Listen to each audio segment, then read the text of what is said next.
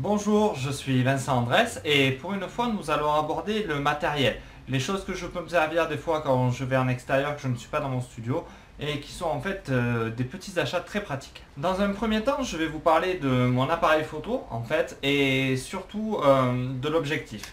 L'objectif qui pour moi est un objectif parfait pour le portrait qui est le 70-200 pardon, de chez Sigma.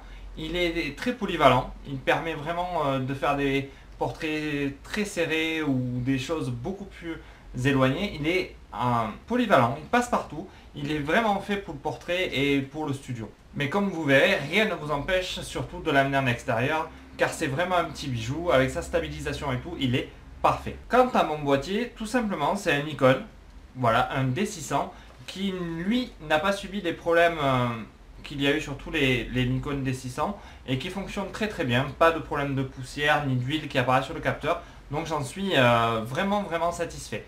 Donc si vous le trouvez d'occasion, ça peut être aussi un très bon achat car les prix sont relativement bas sur ce modèle. Comme vous voyez sur certaines photos de mode en extérieur, vous voyez qu'il y a une lumière qui a été rajoutée par rapport à la lumière ambiante et celle-ci est généralement faite par des flashs type Profoto B1 qui sont autonomes, qui vraiment sont de très très bonne qualité, mais nous n'avons pas tous les moyens de s'acheter du Profoto, donc il va bien falloir trouver des solutions alternatives pour résoudre ce problème.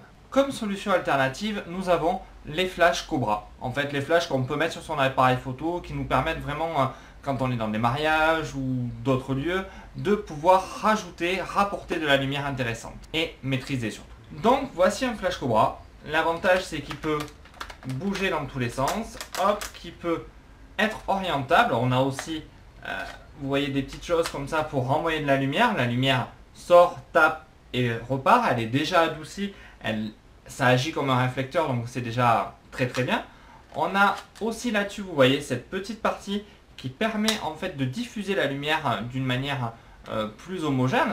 Le flash est moins brutal, donc c'est quelque chose aussi de très pratique. Et comme je vous montre, on peut facilement l'adapter, voilà, sur son appareil photo et l'orienter dans tous les sens pour pouvoir envoyer la lumière. Si vous êtes là, vous pouvez envoyer la lumière sur un mur et elle reviendra sur votre modèle indirectement, donc ça adoucira encore la lumière, donc c'est vraiment parfait. Mais l'avantage de ces flash Cobra, qui pour celui-ci est un Gloxy que j'ai payé beaucoup moins cher que si j'avais acheté le Nikon, donc si vous avez besoin d'investir, d'en avoir plusieurs, ils vous permettront de travailler à moindre coût. Donc c'est quand même quelque chose d'intéressant. Pour revenir à l'avantage de ces flashs, c'est qu'ils sont vendus avec des petits pieds comme ceci, où vous voyez il y a une fixation qui permet de le mettre sur n'importe quel trépied afin de pouvoir le déplacer et le poser indépendamment dans un coin. Donc ceci est très pratique.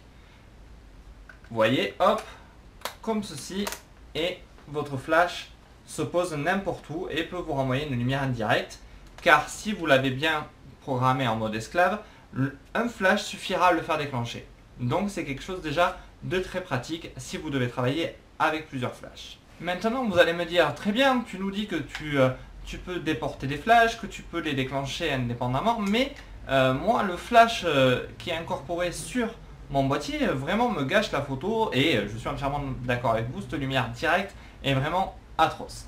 Donc il existe, là chez Photix, je vous montre, des petits produits comme ça qui vous permettent de piloter vos flashs là où vous les aurez disposés.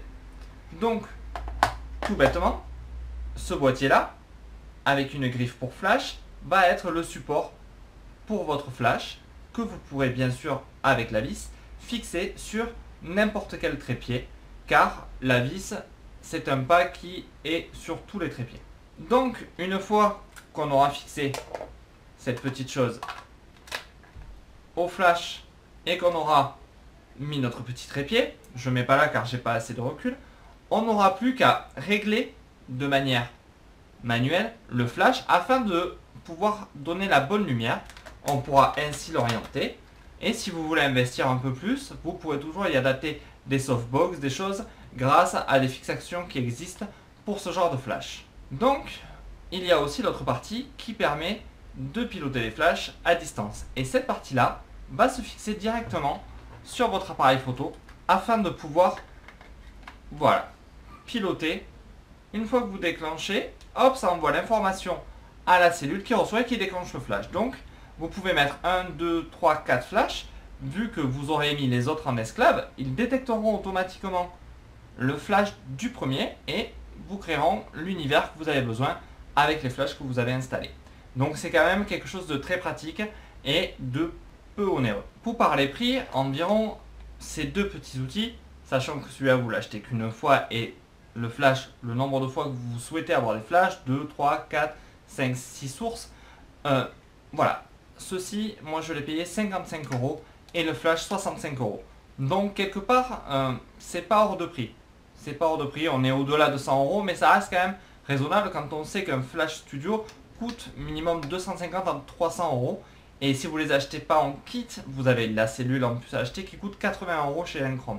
Donc on est vraiment dans des budgets moindres pour une qualité qui peut être équivalente. Car c'est vrai qu'on trouve des flashs qui sont de très bonne facture aujourd'hui et il ne faut pas hésiter si on ne veut pas investir dans un kit studio. Car un kit studio, si vous n'achetez pas un B1 par exemple de chez Profoto qui coûte 1500 € hors taxe je crois individuellement, faudra vous acheter un générateur et un générateur il en faut un par flash ou alors un pour deux flashs et là on atteint facilement 5 à 600 € de plus. Donc si votre travail en extérieur est juste un travail ponctuel ou juste quelque chose qui peut être du plaisir, n'hésitez pas à acheter du Flash Cobra et à travailler avec ça parce que vous avez des softbox aujourd'hui qui s'adaptent, tout s'adapte sur le Flash Cobra et pour être honnête, c'est très très bien, j'ai commencé avec, il n'y a aucun souci là-dessus. Donc voilà, je vous ai fait un petit tuto rapide sur le matériel que moi j'ai, sachant que le matériel extérieur je m'en sers très peu car je suis beaucoup plus en studio, mais il m'est arrivé pour des petits projets avec des potes, enfin faire du strobisme comme on dit, de sortir vraiment ce matériel avec le matériel de mes amis et d'arriver à créer des scènes, à illuminer des paumes, des choses comme ça, ça peut être vite intéressant. Le problème c'est la puissance, on n'arrive pas non plus, on est obligé des fois de doubler ou de tripler les flashs pour éclairer un seul point parce que vraiment c'est assez difficile. Mais bon, c'est aussi une bonne méthode pour faire de la lumière maîtrisée en extérieur, ça peut être très intéressant, donc n'hésitez pas si vous souhaitez faire ça à investir tout bêtement dans des flashs. Ce tuto se termine maintenant, j'espère qu'il vous a plu, j'ai fait un petit tuto matériel, chose que je ne ferai pas souvent, donc profitez-en. Donc je vous dis maintenant à vos tablettes, à vos flashs et amusez-vous, à bientôt, au revoir.